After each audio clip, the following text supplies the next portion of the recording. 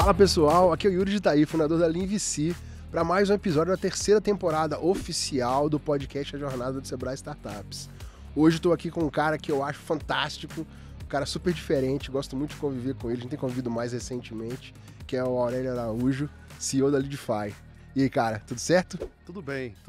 Obrigado pelo convite, é um prazer participar aqui. Eu sempre fui um ouvinte, né, atento aí do podcast, então estou bem feliz de poder participar contigo aqui dessa terceira temporada desse podcast que realmente tem feito a diferença aí para o mercado aí de startups e para o ecossistema. Pô, legal.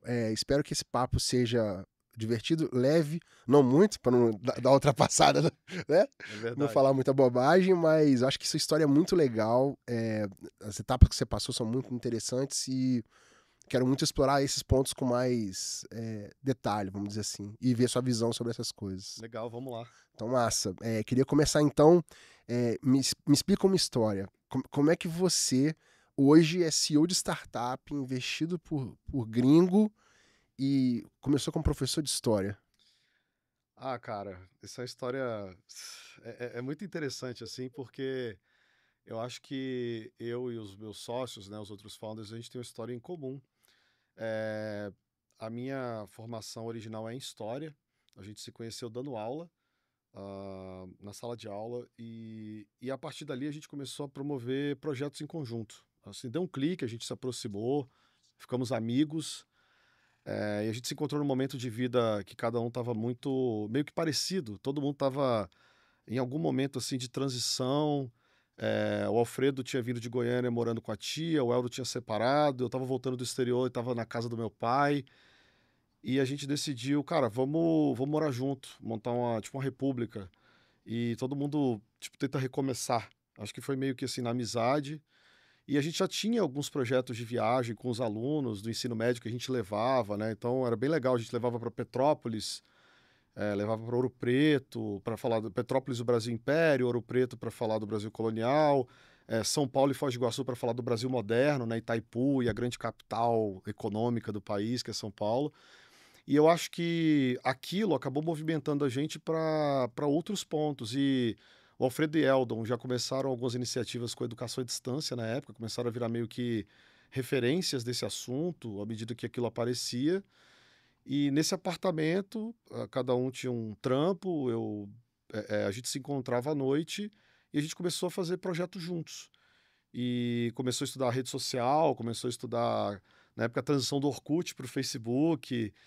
E dali nasce o nosso primeiro negócio, né? Tem fotos da gente ali na varanda, cada um com um computador, iniciando esse trabalho que a gente fazia à noite ou final de semana, em paralelo. E eu acho que, para mim, pessoalmente, eu acho que eu, eu gostava muito de história e eu tenho, sei lá, um lance que eu sempre tô. Eu, não- eu nunca soube o que eu queria ser. Tipo assim, eu até falando com um primo meu de manhã que me ligou, batendo papo, eu lembro dele, ele sempre quis ser médico desde criança. E eu nunca tive isso, eu sempre quis fazer coisa. Eu nunca tive uma parada assim, eu quero ser isso pro resto da vida. Então acho que eu me permiti experimentar várias carreiras, sabe? Eu fui professor, fui muito feliz, foi legal. Depois de uma época, eu acho que eu tive a experiência de governo, quase 10 anos, foi muito legal também, foi uma experiência muito bacana. Mas eu acho que foi no empreendedorismo que eu me descobri assim, mais livre para poder experimentar mais coisas e construir uma jornada que me parecia que eu não tinha clareza do futuro. E eu acho que não ter clareza do futuro é algo que é muito importante para mim. Eu tinha muito medo de ter uma jornada que seria, sabe, vai, trabalha, aposenta, ou eu sempre tive medo disso. E eu acho que o não saber para onde eu ia me deu mais tranquilidade de ter uma vida mais desafiadora.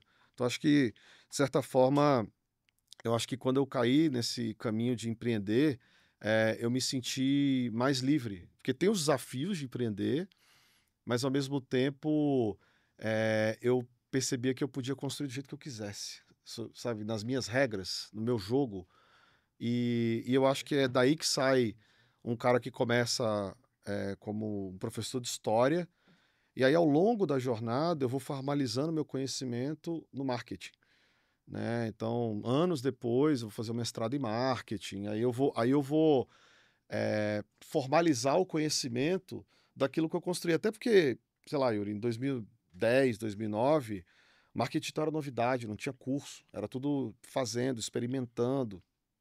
E eu acho que a gente pegou essa janela ali. Essa virada É, da Web 2.0, é, aquilo ali. exatamente. Você falou 2009, então o Orkut pro Facebook foi em 2009, 2010. Então fazem 15 Exatamente. anos, é isso? Qual É, que é eu a lembro que conta? eu fiz um post em 2010, 2024, 15 é um anos. 2000 post 2010, que era tipo uma lápide escrita aqui jaz o meu Orkut. Eu fiz esse post na época no Facebook, né, que pra mim foi muito marcante. E dali, cara, o mundo mudou, né? Tipo assim, o mundo Essa mudou. virada aí. É absurdo, assim. E eu tive a oportunidade de experimentar isso de várias maneiras. Em 2010 eu acabo indo para a Embaixada dos Estados Unidos. E ali eu participava do primeiro time de comunicação digital do governo americano no Brasil. Isso era social media Não é que era social do media. Sam. Na verdade era o seguinte. Comunicação em geral? É porque a minha área era educação, projetos de educação da Embaixada no Brasil, do governo no Brasil. Eu era assessor nessa área, mas tinha um assunto, porque era governo Obama, que eram as mídias digitais. E aí eu abraço aquilo e começo a cair para dentro desse assunto, participo do time. Quando o Obama veio ao Brasil, eu participo da coordenação do conteúdo digital da visita do Obama. Então aquilo para mim foi uma coisa muito forte. E eu vi ali o poder que aquilo tinha. Cara, a partir dali, velho, eu entendi o que era possível fazer, né? Eu acho que foi uma experiência muito legal. Fiquei um ano na embaixada, depois recebi outros convites. Aí foi quando eu entro na área de governo, mantendo o trabalho paralelo com os meninos à noite. Então todo mundo continuava com as suas O atividades. terceiro turno E à era noite a empreender. gente chegava para fazer projetos e tal. E a coisa foi acontecendo ao longo dos anos, sabe? Acho que um pouco dessa jornada de descobrindo ao longo da vida aquilo que você tem interesse e gosta, sabe? Não foi, de novo, não é uma coisa que eu sabia, tá? E talvez até um pouco de preocupação por não saber, né? Então acho que eu vou entender isso depois, né? Então eu vou fazendo, eu vou experimentando coisas que eu gostava, eu vou tentando e tal. Então acho que hoje eu tenho muito mais clareza do que eu gosto, para onde eu acho que eu devo ir, mas isso foi uma construção, né? E eu acho que tem muita gente assim por aí, né? Tem muita gente que sabe o que quer e tem muita gente que não sabe, cara. Mas eu nunca parei de fazer. Eu fui tentando até eu descobrir assim algo que realmente me deixasse feliz, né? Que me desse satisfação de executar. E eu acho que hoje, especialmente nesse mundo de startup, eu acho que eu achei uma posição muito legal, cara, porque é uma novidade sempre, né? O futuro é aberto o tempo todo. O futuro é aberto o tempo todo, tem sempre uma novidade, tem sempre um desafio novo, tem sempre um problema para Todo resolver dia. todo dia, cara, toda semana.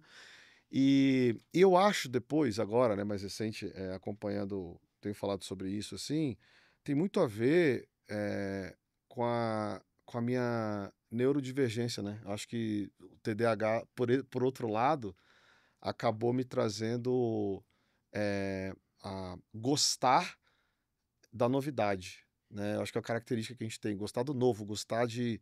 E eu acho que o empreendedorismo nesse universo de startup traz isso todo dia. Então eu acabo que eu fico em paz com esse caos, sabe? Então, tipo, Eu reino no caos. isso é muito legal pra mim, porque todo dia, cara, é uma coisa nova, velho. É um ritmo novo, é uma coisa nova acontecendo, é um problema novo pra resolver. E eu me sinto feliz com isso, porque eu não caio naquela rotina, e aquela rotina pra mim é tipo, é absolutamente massacrante. Eu não dou conta. Deixa eu puxar um negócio que tem a ver com o que você falou no começo lá, que foi. Você passou muito rápido, mas eu acho que é uma história sensacional. Que é essa ideia de levar os estudantes para os lugares que vocês levavam, viajavam com, né? Como é que foi, como é que começou essa ideia? E como é que era carregar uma turma de 20, 30 estudantes para outra cidade, pelo que você é de Brasília, né? Pelo que você falou, governo, Isso. embaixada americana, você é de Brasília. Então, levar os caras para Ouro Preto para ensinar literatura e história, olhando pro monumento histórico. Cara, Como é que foi eu isso? acho que a gente tinha essa ideia, a gente começou fazendo uma viagem rápida para Pirinópolis, que é perto de Brasília, que é uma cidade colonial. A viagem foi um sucesso. E aí a empresa, né, que fazia a viagem, chamou a gente e falou: "Cara, foi um sucesso, vocês não querem montar um projeto para o segundo e para o terceiro ano?" E a gente topou o desafio. Os alunos gostavam muito da gente, então a gente montou uma proposta e não era só português e história. A gente levava um quadro de professores. Então, quando a gente ia para Petrópolis, a gente falava da Mata Atlântica, tinha aula de biologia no Parque Nacional, tinha aula de português, tinha aula de história, tinha aula de Isso era geografia. que ano, cara? Cara, isso é 2008, 2009, 2010. Entendi.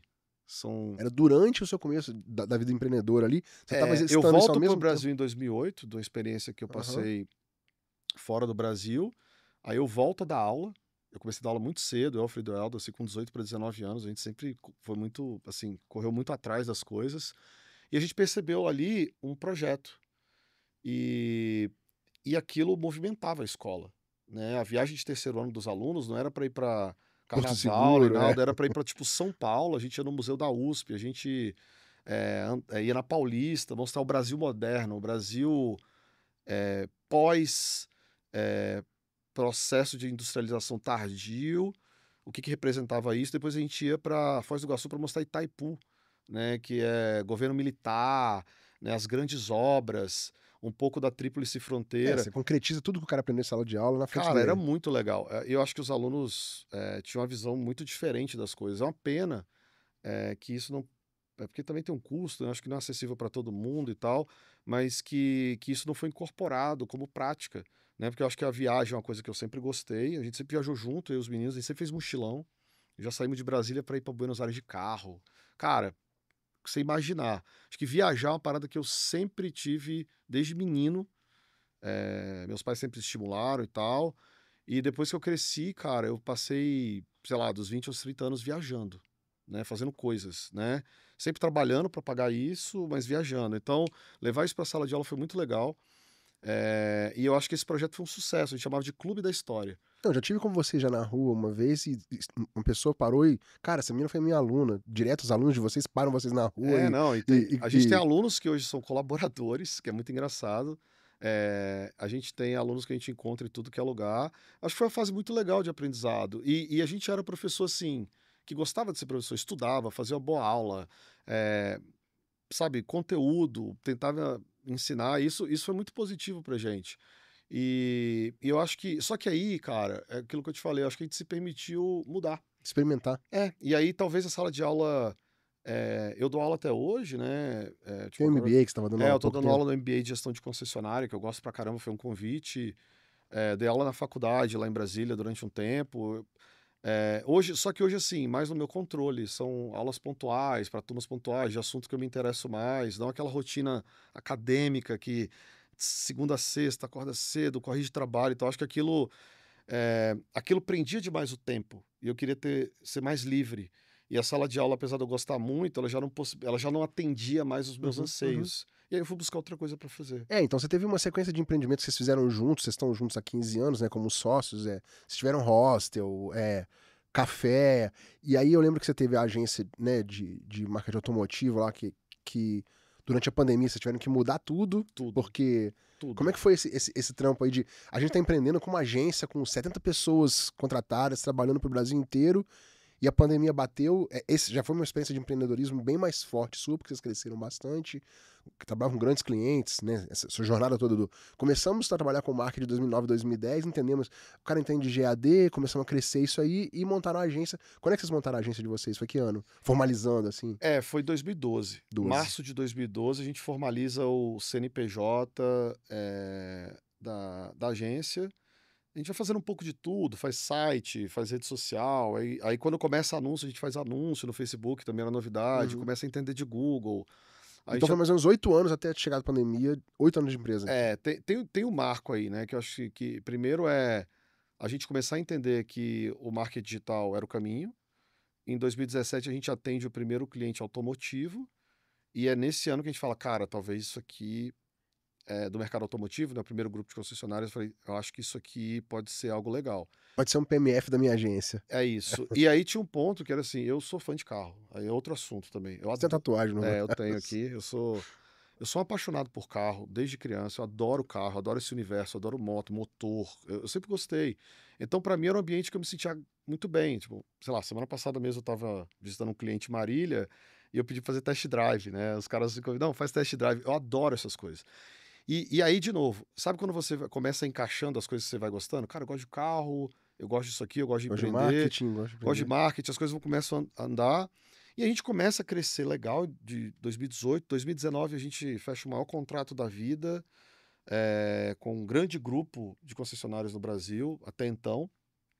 E, e tudo ia muito bem, né? Eu sempre brinco, né, que 2019 te divide bônus, eu, eu pego minha esposa e vamos pro Nordeste, vamos ter um filho e vamos engravidar, e aí eu troco de carro em janeiro, e eu falei, cara, esse ano a gente vai arrebentar, e aí vem a pandemia, cara, e 2020 é um ano brutal, assim.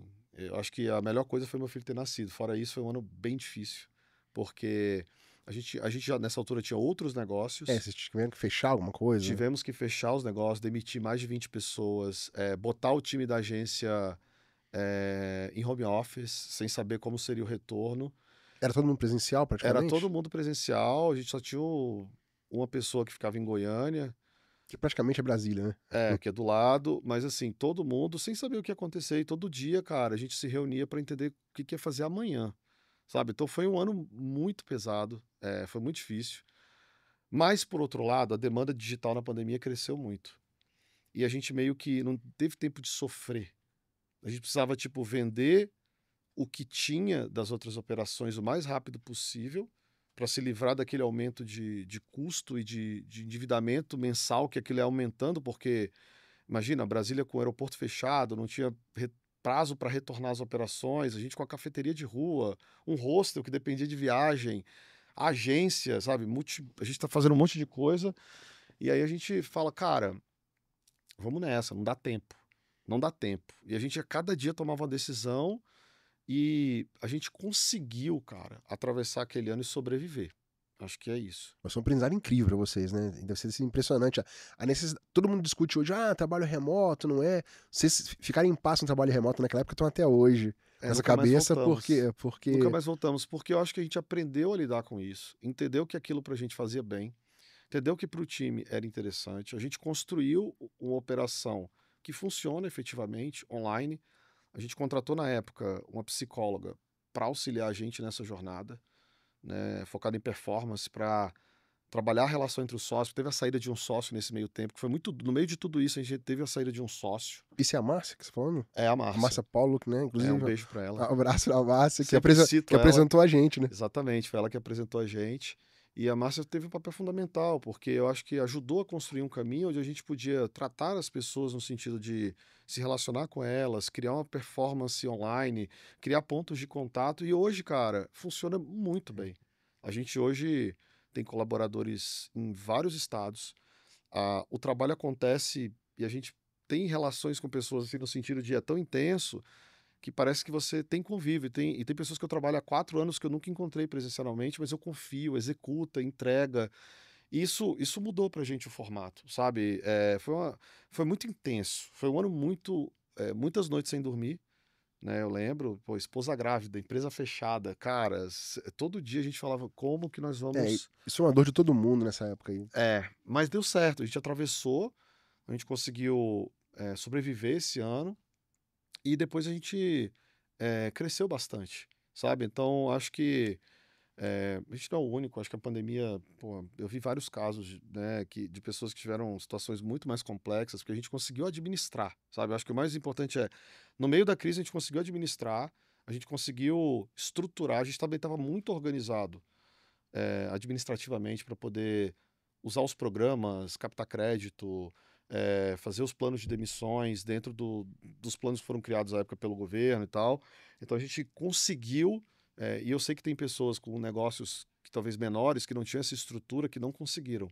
Tá? Então eu acho que a gente foi muito, na verdade, sortudo, né, de estar preparado, por mais que ninguém tivesse para a pandemia, para poder tentar passar por aquilo. E a gente conseguiu, sabe? Então, teve um passivo disso, né? Que a gente, de certa forma, ainda trata disso, mas finalizando, que é ótimo, mas eu acho que foi pesado, cara.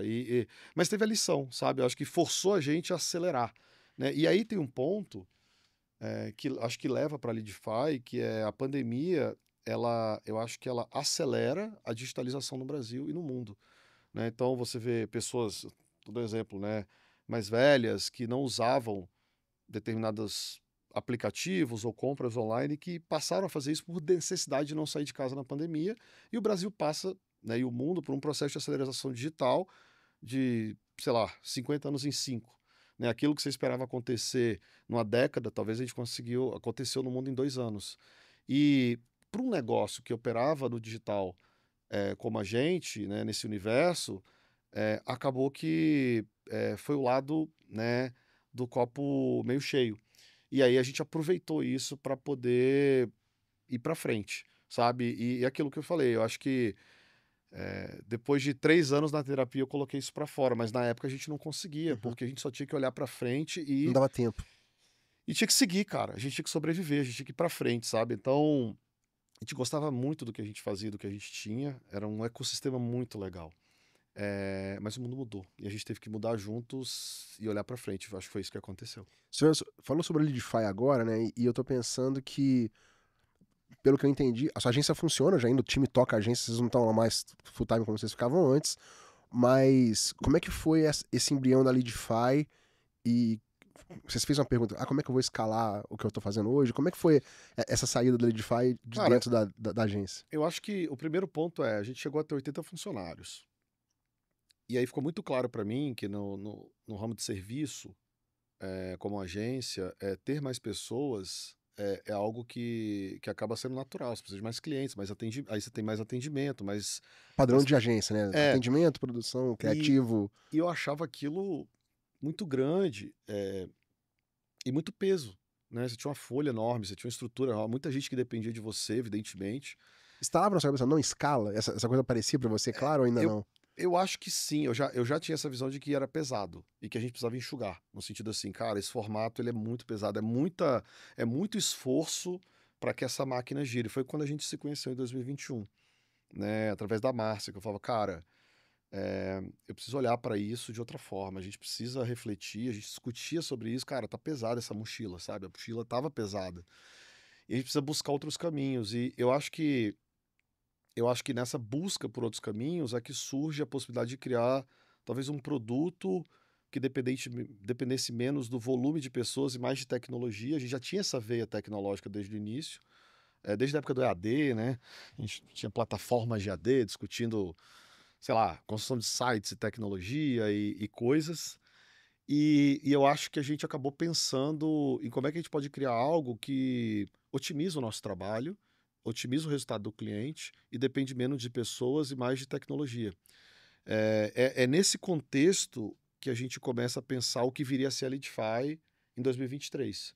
Né? Então, a gente começa a fazer alguns projetos, como se fosse um pequeno laboratório, testar, a gente vai experimentando, só que aí, em 2022, no final do ano, a gente, sei lá, tem mais de 40 clientes usando a ferramenta. Que a gente estava ali dizendo, e a gente começa a ter aquele, cara, isso não é mais um produto, isso é um negócio. E eu acho que a gente pode fazer alguma coisa a partir daqui. E é nesse cenário que ano passado, em janeiro do ano passado, a gente começa a preparar, tipo, o spin-off, né? E falar, cara, isso aqui vai ter vida própria. A C7, né, a nossa outra operação, ela hoje já meio que ela tem vida própria, já O tem time é muito bom, toca as coisas sozinho. toca, a gente tem uma participação que eu acho que hoje é pontual. E a gente falou, cara, eu acho que a gente está pronto para um Na novo nova negócio, jornada. para uma nova jornada. É isso aí, a jornada, né? Então a gente iniciou uma nova jornada no passado, e de novo, né? E vai por um caminho que é, tipo assim, de Foi que novo, foi em maio que vocês começaram a empresa a de gente verdade? abre o CNPJ oficialmente em abril, cara. Abril. Abril de 2023, a gente monta o CNPJ, e monta uma operação independente. E aí, de novo, né? A incógnita do futuro, sem saber o que ia acontecer, e a gente tem um ano que é absolutamente surpreendente. Assim, eu não imaginava o que estava no prato por vir. E tudo que aconteceu depois. Eu acho que esse é. E mais uma vez, né? Aquele lance, né? De não saber o que o futuro traz E a gente foi. E as coisas aconteceram na velocidade que aí daí pra frente foi loucura. Como é que foi? Conta pra gente essa cronologia aí. A gente abre o CNPJ em abril. Eu recebo um convite que até hoje, cara, eu não lembro como eu me inscrevi no Web Summit. Eu não faço ideia como Web isso Summit aconteceu. Rio de 2023, tá falando? 2023, e eu tinha inscrito com o nome da primeira empresa para apresentar esse produto. Então eu entro em contato com eles e falo: não, não, não. Eu quero botar agora a Litify. Entro numa boa burocracia para explicar para eles que eu tinha uma empresa nova, que aquilo que eu ia fazer mudou. Eles aceitam e a gente, em maio do ano passado, vai para o Web Summit Rio, o primeiro Web Summit no Brasil, já como startup beta, que a gente já tinha algum faturamento que a gente herda dessa operação inicial. E lá a gente fez alguma coisa interessante, né? Todo mundo que a gente conhecia, a gente convidou para o stand, né? Começou, ó, passa aqui, vem aqui. Gente que já estava conversando, potenciais investidores, clientes, né? Que já usavam o produto e tal. O nosso stand, ele meio que fica cheio, assim, né? Chama atenção de alguma forma. E naquele dia, porque é só um dia, para quem não conhece esses exposições de startup, né? Você tem um dia de exposição. Então acontece algo de manhã e de tarde, que são muito interessantes. De manhã, a Marisol, que era a nossa CX do evento, ela me chama para conversar e fala: cara, vocês estão indo super bem. Vocês têm interesse em ir para o Collision em Toronto? Né? Eu falei: como assim, né? Nunca nem tinha ouvido falar do evento. Não, eu acho que é super legal vocês estarem lá e tal. Ela gostou, achou que a gente podia ter uma participação legal, queria garantir a presença de brasileiros lá, que eles viram que fizeram alguns convites para algumas startups brasileiras para ir para o Collision. E eu guardei aquilo e falei: cara, beleza, né? Talvez, não fazia ideia, né? E aí, à tarde, no nosso stand, aparece um camarada falando inglês, perguntando, e eu fiz o pitch para ele. E, né, quando falo inglês, turns out que era o MC do evento, que era o cara que estava no palco principal, dos representantes do evento. E turns out que ele era o head, tá, da Techstars Toronto. E ao final do pitch ele fala: o que você acha de ir para Toronto, receber o investimento e passar por um processo de aceleração com a gente lá? Ter a possibilidade de você aprender e conhecer e tal. E eu falei: não é possível, né? Ele: não, se inscreve. E assim, o convite foi para se inscrever, né? O processo é um processo tradicional, É, travado, você tem que passar é. por um Falou, crivo com um monte de startup isso era junto. tipo sábado, ele falou: até quarta-feira a inscrição ainda tá aberta. Cara, então a gente volta para Brasília fritando a cabeça, que a gente falou: velho, 2 convites para Toronto, um pro evento, um pra Techstars. O que é Collision, o que é Techstars, né? Tipo, nem tinha entendido esse negócio Aí direito. nós fomos estudar assim e tal, e a gente, em 48 horas, foi pro estúdio, gravou pitch, montou a apresentação, montou o roteiro, montou o package, mandou pros caras, né? E aí a gente decidiu comprar as passagens para ir pro Collision sem saber se ia aceito na Techstars. A gente comprou o risco. E era em junho o evento, se eu não me engano? Era em junho, no mês No mês seguinte. seguinte. Tipo assim, então a gente abre a empresa em abril, em maio vai pro Web Summit, em junho a gente bate no Collision.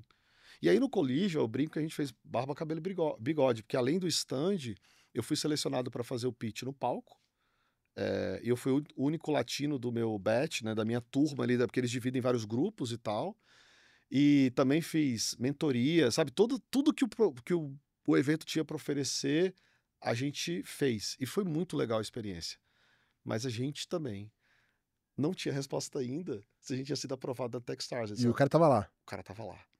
Então, ele falava assim: ó, vai ter um evento tal, a gente ia. Ó, vai ter um. Um meetup de noite. Tá, e a gente ia. A gente meio que, tipo, o melhor aluno da turma, onde ele mandava, a gente aparecia. E aí, velho, a irmã do Alfredo, que é um dos founders, mora em Montreal. E a gente conhece ela e tal. Tinha combinado de pegar um trem pra lá, visitá-la e voltar pro Brasil. Basicamente era isso. Aproveitar que a gente tava no Canadá pra visitar e tal. A gente é muito amigo dela e do marido dela. E aí, o Alfredo e o Helder falaram: vamos nessa, vamos pro trem. Isso no último dia do evento. E, cara, eu não sou esse cara, mas eu falei: não, galera, vamos dar mais uma volta. Vai que a gente esbarra com alguma coisa. Nessa hora, me liga o Sunil. E ele falou: olha, você tá onde? Eu falei: cara, tô aqui no evento, a gente acabaram de voltar. Ele falou: passa aqui do lado do palco, ele era o host do evento. eu vou fazer uma apresentação aqui rápida de uma mesa e vou sair, eu quero falar com você aqui do lado do palco. Fala que você vai falar comigo. A gente entrou lá no canto, sei lá, num Tem um um backstagezinho backstage e do palco. tal, e ele falou: "E aí, vocês estão curtindo Toronto?" Eu falei: "Pô, demais". Ele: "Vocês estão prontos para começar?" Eu falei: "Demais, então bem-vindo ao Techstars Toronto e tal, em resumo. Só que vocês têm que estar aqui semana que vem para começar o programa". Eu falei: "Mano", eu não sabia se eu ria ou se chorava, né, porque falei: "Eu tenho que falar com a minha esposa, meu filho, são Todo mundo com mulheres, né? 3 meses no Canadá", mas a gente tinha sido aceito num dos maiores programas de aceleração do planeta. Num dos melhores, eh num dos melhores programas, que era o de Toronto. E era a primeira vez que uma empresa brasileira, a gente e outra empresa, a Starbem, né, tinha sido selecionado para o programa. E a gente falou: "Velho, olha o risco que a gente comprou", né, porque a gente comprou passagem na tora no cartão, a gente não sabia Depois se a ia dar gente resolve. certo. Não, foi meio que isso, a gente, pô, jogando a real, a gente pagou, mas a Leadify em si não tinha grana para cobrir isso, né, então a gente comprou o risco e foi, botou o cartão pessoal para jogo, comprou o risco e viajou, cara. E aí a gente tinha que voltar, né. E aí foi uma experiência fantástica, porque, a gente foi investido pela Techstars. A gente ficou 3 meses, sendo acelerado. A gente teve contato com coisas, tipo, muito legais, com pessoas de alto nível. Pra você ter noção, um dia a gente foi o Sunil acabou ficando amigo nessa história e falou: "Cara, vem aqui em casa, vamos tomar um uísque, bater um papo e tal". Eu falei: "Quem vai?". "Ah, vai o fulano e tal". Eu: "Quem é ele?". "Ah, ele é o dono do banco que você tem o dinheiro aqui no Canadá". Quer dizer, eu fui tomar uísque com o meu banqueiro, né. Ele falou brincando, eu falei: "Cara, que loucura que eu tô vivendo aqui". E a gente conheceu muita gente boa do mundo inteiro, porque a Techstars tem uma tese, né, que está muito ligado a migrantes, então eles sempre pegam 12 empresas, canadenses e 12 de outros países, em especial da África. Eles têm um cuidado em trazer empreendedores africanos, que eu acho muito legal. Descobri um ecossistema de empreendedores na Nigéria animal. E, cara, foi a experiência da vida, porque depois a gente foi para São Francisco. Eu não conhecia o Valley, então, para quem trabalha com esse universo de marketing digital, ali é tipo a meca. E a gente teve a nossa formatura, né, o nosso Demo Day, na sede do Google em São Francisco. E aquilo é muito simbólico, né? Tipo assim, pegar uma empresa que saiu de Brasília, que não é um centro, tá longe de ser um centro de Empreendedorismo. empreendedorismo e tecnologia, tá muito ligado ao mercado, né, ao mercado público, ao governo e tal.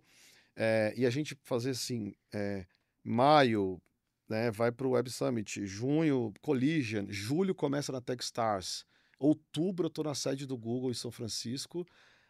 É uma história muito legal, sabe? Tipo, foi muito loucura, assim. E quando a gente volta, aí começa tudo de novo, né? Porque agora a gente tem que pegar tudo isso que a gente vivenciou, botar o trem no trilho e começar uma nova etapa.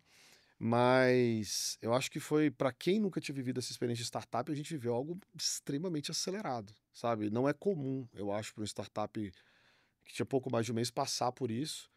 E no final, acho que a gente viveu de novo, mais 50 anos em 5, sabe? Tem o ano da pandemia, 2020, e tem o ano o segundo ali, o miolo de 2023 para frente, de novo, é um processo de aceleração absurdo, né? Então, a gente teve 60 horas de mentoria com as pessoas, assim, tem, de todo tipo, mas assim, cara, o head do Google no Canadá, sabe, o head da Amazon, o estúdio que criou o logo da Leadify, o estúdio que fez o projeto do Mailchimp, e aí você tava conversando com os caras, assim, sabe? Então, e aí você começa a mudar, você começa a querer subir um degrau, você Sua fala, referência muda completamente, né? total, velho, você volta pro Brasil e fala, mano, é outro contato, principalmente pra gente que sempre foi distante do ecossistema de startup. A gente sempre foi empreendedor, tradicional. Então, de novo, num ponto que é Brasília, que é distante desse ecossistema, né? Aqui no Brasil mesmo. Então a gente volta com outra visão, com outro tipo de relacionamento, com investidores, founders, e isso acaba trazendo pra gente uma outra, assim, uma outra perspectiva. E aí começa um novo jogo, Eu, né? eu quero puxar um papo com você com relação a isso, que é o seguinte. Você falou sobre um monte de coisa, mas você não falou que a Leadify faz. Como é que a Leadify começou? Qual que era o pitch inicial da Leadify pro Techstars?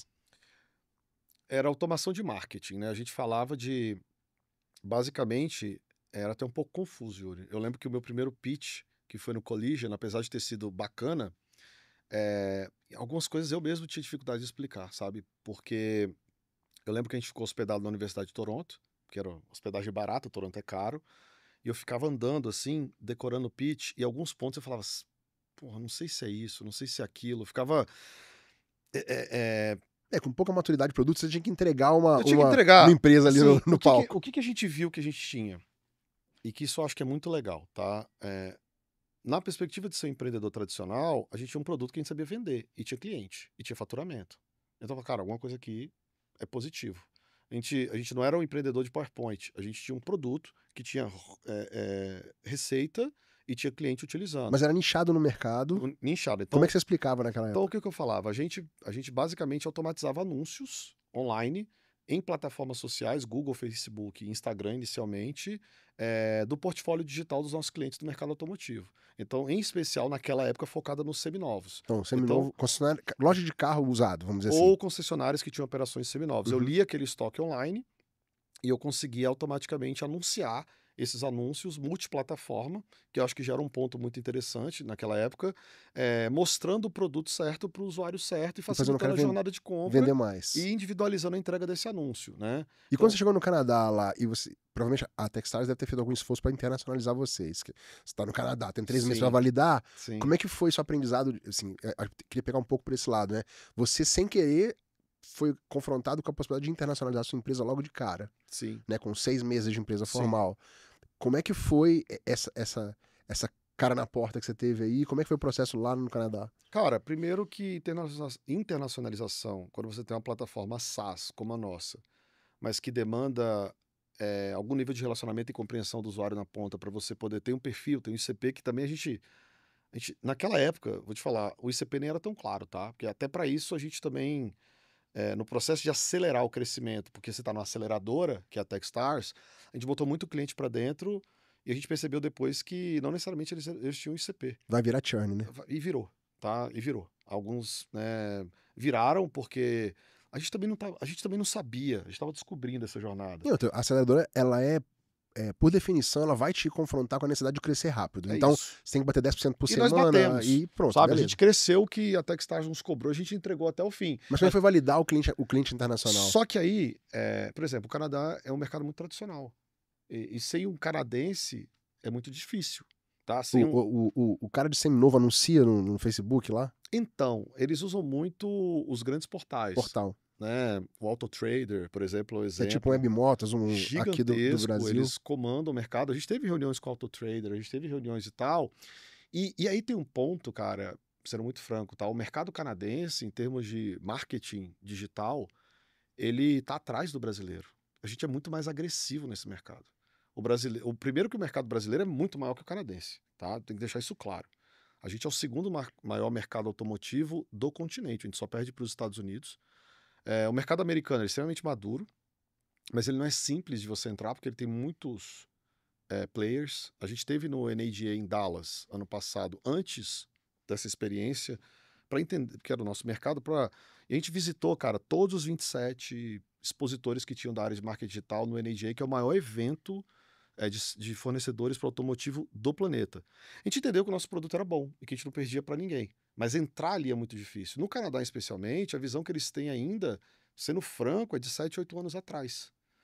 É um mercado muito tradicional. A tecnologia para esse mercado lá, eu acho que ainda é distante do que a gente está fazendo aqui. E a percepção de que o mercado brasileiro, além de ser maior, ele é muito mais agressivo. Ele está pensando muito mais à frente. O brasileiro, como usuário de redes sociais, cara, é um monstro.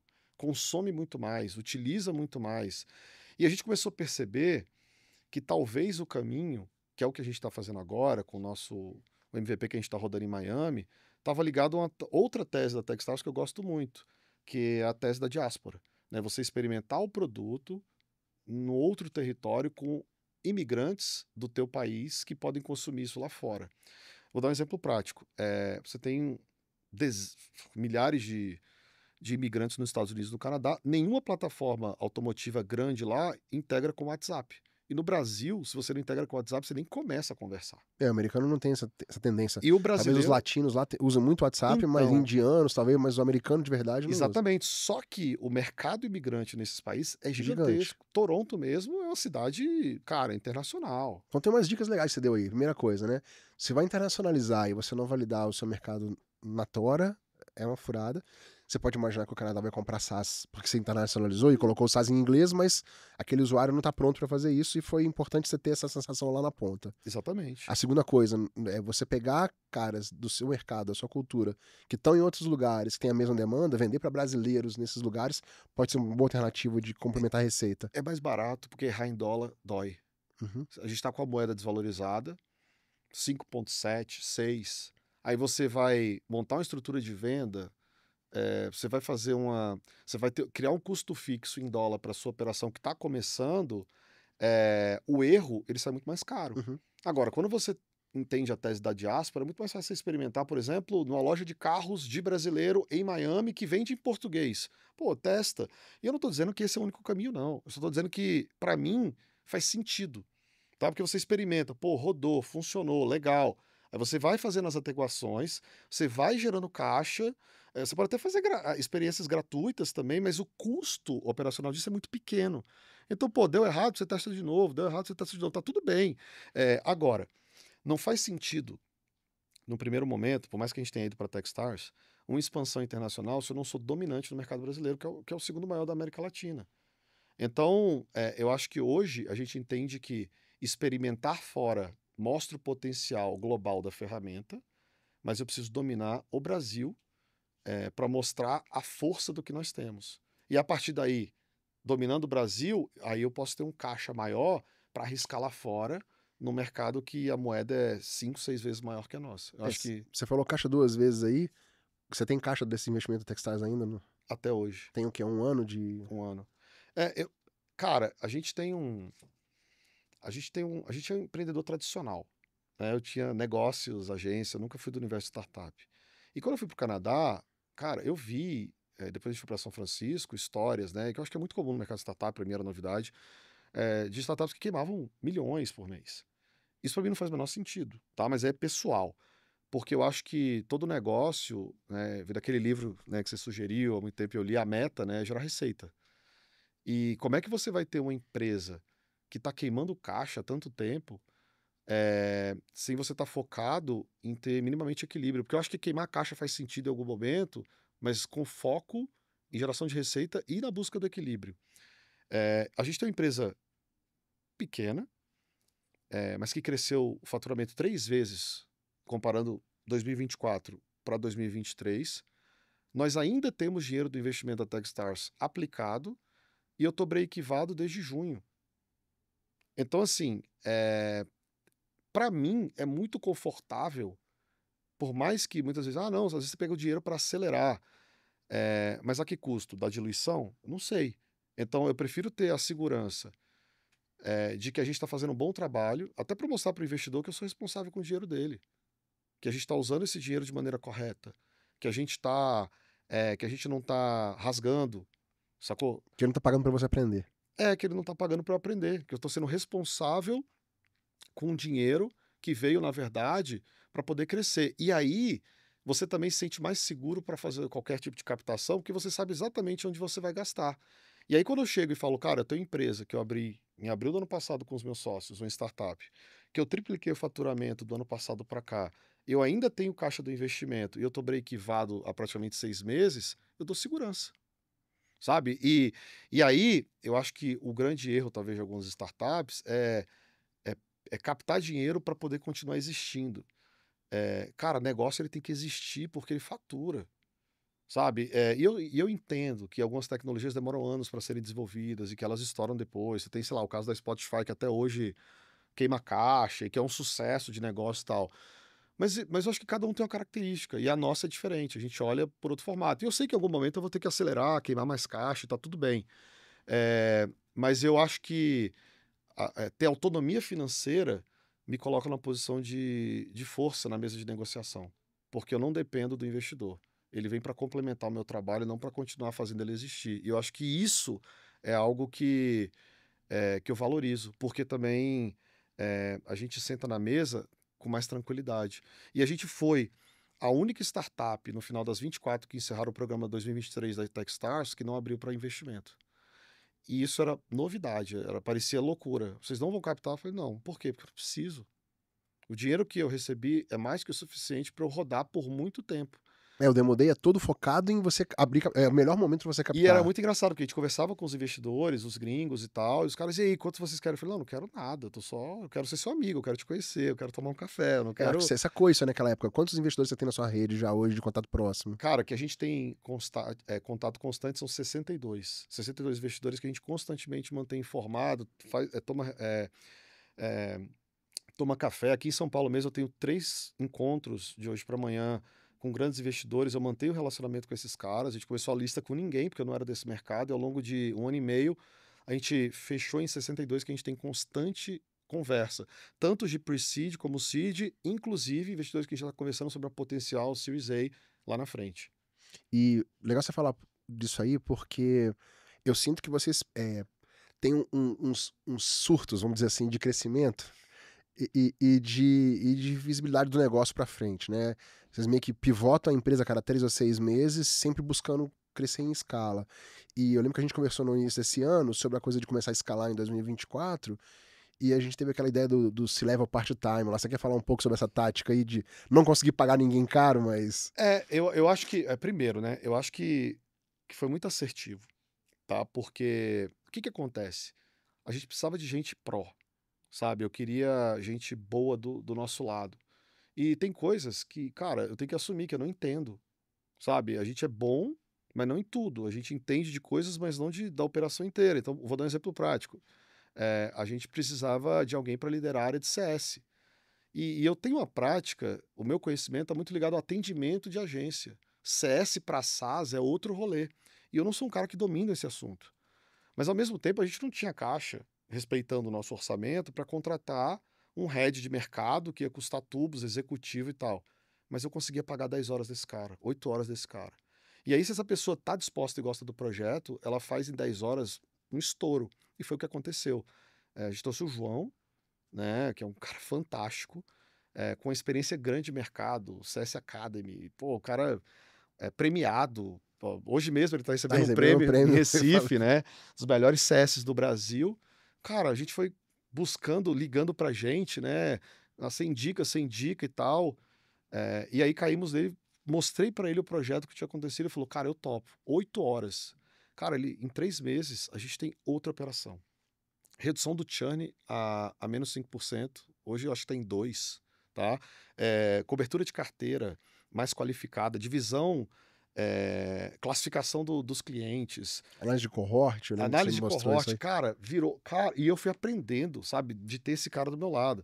Aí daqui a pouco eu falei, João, mais 10 horas, 12 horas, porque à medida que o caixa ia crescendo, eu vou comprando as horas dele. Falou, velho, aí faz sentido você ter Um C-Level e bom. o investimento, Uhum. porque aí eu consigo trazer esse Trazer esse cara que cara. se comprovou em 8 horas para ficar 40 horas comigo. Cara, esses caras estão fazendo isso 8 horas, 40 horas ele estoura, então vale a pena eu ter ele com a gente. E a gente teve várias experiências nesse sentido que se mostraram extremamente positivas. Hoje a gente tem um CTO part-time, né, que também está nos ajudando agora na nova fase do produto. A gente tem um CS, né, um head de CS também, que para mim claramente tem um potencial de C-level part-time. A gente teve uma experiência com o CMO também part-time, que ajudou a gente nos primeiros 3 meses a desenhar isso. E eu acho que isso mostra a necessidade de ser criativo quando você tem pouca grana, tá ligado? Tipo, como é que você pensa em formas de fazer, porque com dinheiro é muito fácil, Yuri.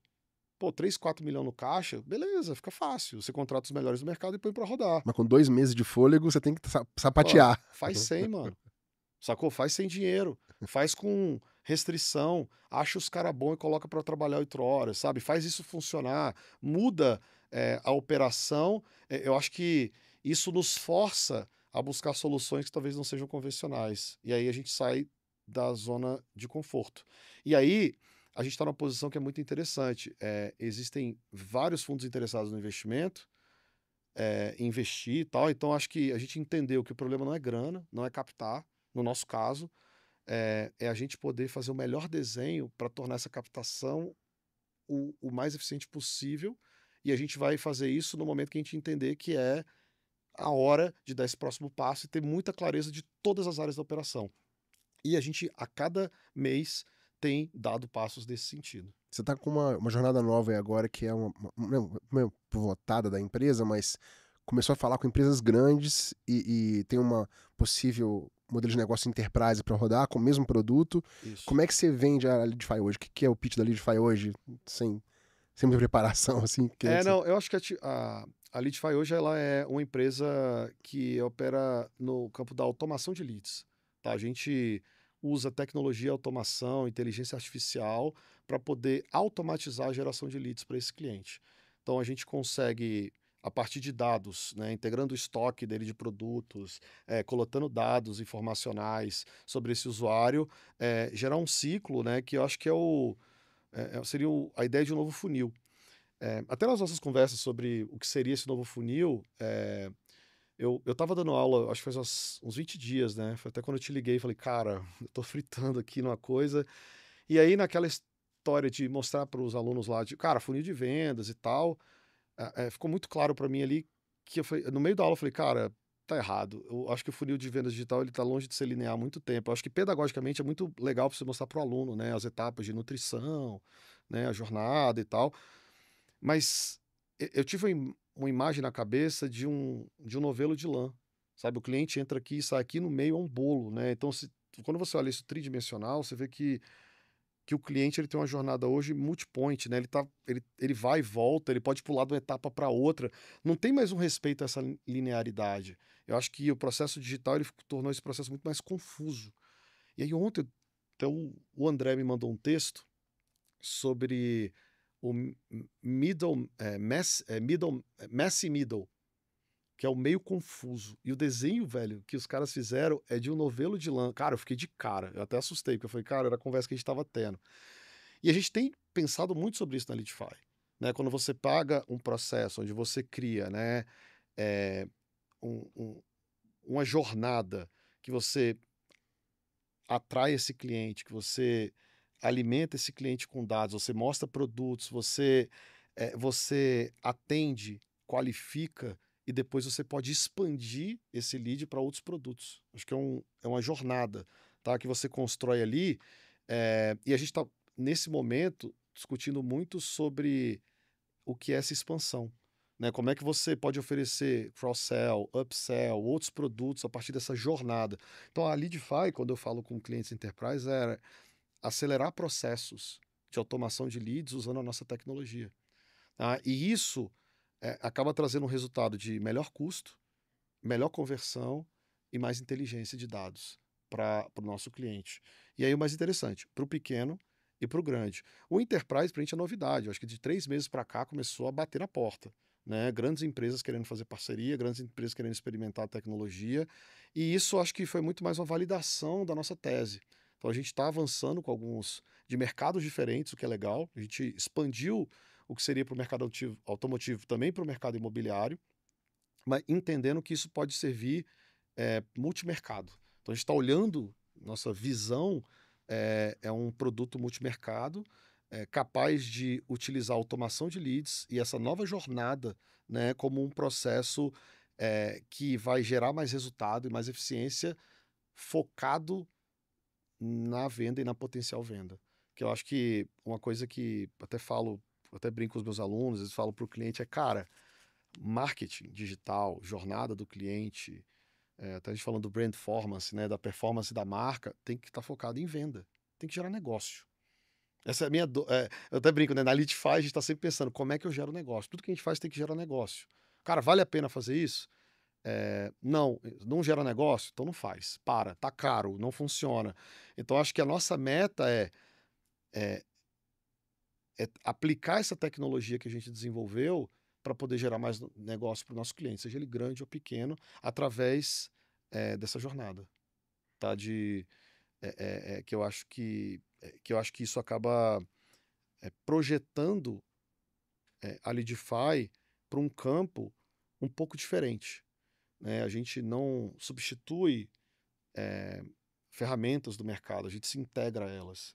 Então você tem um CRM, falar, sei lá, Salesforce, que a gente teve a oportunidade de visitar lá em São Francisco e tal, mega empresa gigante do mercado. Eu me plugo nesse processo, participando dessa jornada, entregando esse lead lá dentro e interagindo com essa plataforma de alguma forma para poder melhorar o entendimento de dados e devolvendo isso para poder otimizar as campanhas, melhorar a atração do público, individualizando esse anúncio para cada usuário. Eu acho que é essa lógica que a gente tem apontado, trazendo esse conceito de automação de leads. Mas vocês estão descobrindo isso agora também, né? Tá muito no processo de descoberta. Cara, eu acho que é um processo de evolução, né? A gente começa a falar de automação de marketing digital para a gente poder falar de automação de leads e novo funil de vendas, né? Então, e parece que é pouca coisa, mas essa descoberta Uma visão diferente. total da empresa, sabe? Do que é o mercado, de para onde a gente vai. É que nem você falou, né? A cada 3 meses parece que a gente está indo numa empresa nova. Mas está muito legal, porque nessa pegada a gente continua crescendo, né? E eu acho que isso aponta aí para a necessidade de estar aberto, sabe, Yuri? Quando você está numa jornada como essa, a gente não pode ter medo de descobrir o novo e de mudar. Cara, tem que ser toda hora, todo dia, e eu acho que eu tô cada vez mais aberto a isso, sabe? Tá na hora, vamos mudar, vamos experimentar coisa nova, vamos dar o próximo passo, vamos, sei lá, eu acho que olhar para uma startup como a nossa é ter a certeza que mês que vem vai ser totalmente diferente, sabe? Eu acho que é isso. Legal. Pra gente terminar, então, você falou sobre a Meta, que é um livro que a gente conversou já várias vezes, um livro muito bom para falar de startup, eficiência, etc. Tem algum outro que você queira comentar, um conteúdo que você queira recomendar pro pessoal pra gente terminar o episódio? Cara, eu gosto muito de biografias, né? Então, eu vou falar das 3 últimas que eu li agora. Eu li a biografia do Obama, que eu gosto muito, porque tá muito ligado à jornada de alguém que você não esperava chegar onde chegou. Eu li também, a última agora esse ano foi a do LeBron James. A biografia dele é fantástica, porque você pega... Cara, o cara ele é um cara muito seguro da jornada, e ele veio de um background muito complexo, né? Tipo de pobreza mesmo, de abandono, e o cara vira um ícone da NBA, e assim, como ele leva aquilo a sério, como é que é o cara focado e tal, acho que aquilo é muito legal. E eu li também a biografia do Príncipe Harry, né, que para mim mostra muito o cara que quebra um ciclo, sacou? Que ele tinha uma vida já Pré-estabelecida e garantida. e ele decide não participar mais daquilo e paga o preço por isso, né? Tem um preço e tal. Então acho que são 3 histórias que o Obama, por já ter trabalhado com ele, conheci ele em Brasília na visita, eu sou admirador da história do cara e tal, pelo trabalho de base comunitária, vira senador, faz um discurso que taca fogo, né, no Partido Democrata e ascende como presidente e é eleito 2 vezes e para mim é um case, o primeiro presidente negro dos Estados Unidos e tal. O LeBron James, porque é um esportista, eu sempre gostei dessas histórias e tal, sou um fã, né, não escondo do Ayrton Senna e tal, eu acho que dessas histórias me comovem muito. E eu acho que a do Harry eu comprei por curiosidade, não tinha muito contato, mas a jornada de um cara que quebra um ciclo, que decide viver a vida dele do jeito que ele acha que é melhor para ele e não aquilo que foi imposto. E nesse ponto eu acho muito legal, porque tem um pouco de como é que eu enxergo as coisas. Então, são 3 biografias que eu acho muito legal, velho. Então, fica aí a recomendação. Boa. Valeu demais. Obrigado, cara.